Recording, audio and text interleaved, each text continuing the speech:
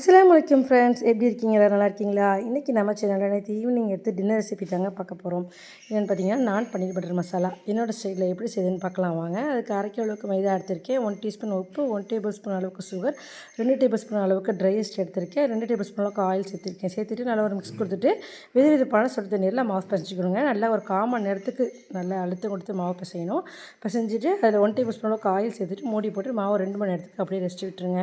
இப்போ நம்ம gravy ready பண்ணிக்கலாம். இதுக்கு நான் 4 வெங்காயம் 3 தக்காளி எடுத்திருக்கேன். இப்போ இந்த மாதிரி வெங்காயம் தக்காளி ரஃபாகவே கட் பண்ணி வச்சுக்கலாங்க. ஏன்னா நம்ம வதக்கி தான் அரைக்க போகிறோம். அதனால் இப்போ ஒரு பேனை ஹீட் பண்ணிவிட்டு 1 டேபிள் ஸ்பூன் அளவுக்கு ஆயில் சேர்த்துட்டு ஒரு பிரியாணி இலை, 1 டீஸ்பூன் பெருஞ்சீரகம், 1 ஏலக்காய், 2 கிராம்பு, ஒரு துண்டு பட்டை, 10 முந்திரி சேர்த்து வதக்கி விட்டுட்டு நம்ம கட் பண்ணி வச்சுருக்க வெங்காயம் தக்காளியும் சேர்த்து நல்லா வதக்கிக்கலாம்.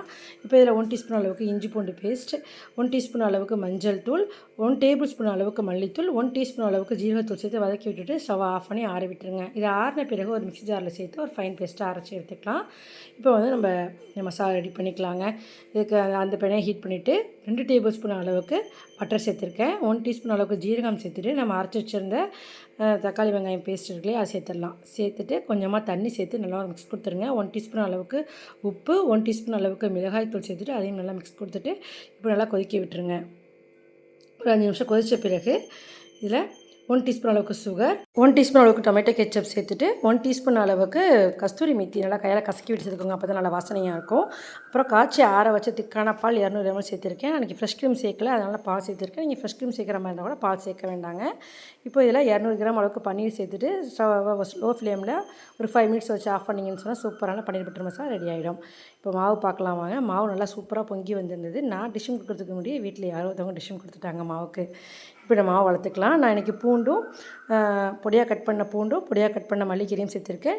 கருப்பு எள்ளு வெள்ளை எள்ளு வேணுமோ சேர்த்துக்கலாம். நமக்கு வேணுங்கிற ஷேப்பில் நம்ம மாவு வளர்த்துக்கலாம். இன்றைக்கி நான் ஷேப்லேயும் வளர்த்துருக்கேன், ரவுண்ட் ஷேப்லேயும் வளர்த்துருக்கேன். மாவு வளர்த்துட்டு தவாவில் ஒரு பக்கம் மட்டும் சேர்த்துக்கோங்க. இன்னொரு பக்கத்தை நம்ம வந்துட்டு இந்த மாதிரி ஸ்டாண்டில் ஃபுல்காலாம் செய்வோம் இல்லையா, அந்த மாதிரி செஞ்சு எடுத்திங்கன்னா நான் வந்து நம்மளுக்கு ஹோட்டலில் கிடைக்கிற அதே டேஸ்ட்டில் கிடைக்கும். சுட்டு எடுத்துகிட்டு கொஞ்சமாக பட்டர் அப்ளை பண்ணிவிட்டு சாப்பிட்டு பாருங்கள். டேஸ்ட் அவ்வளோ சூப்பராக இருக்கும். இனிமேல் ஹோட்டலுக்குலாம் போக வேண்டியது இல்லைங்க, வீட்லேயே ட்ரை பண்ணலாம்.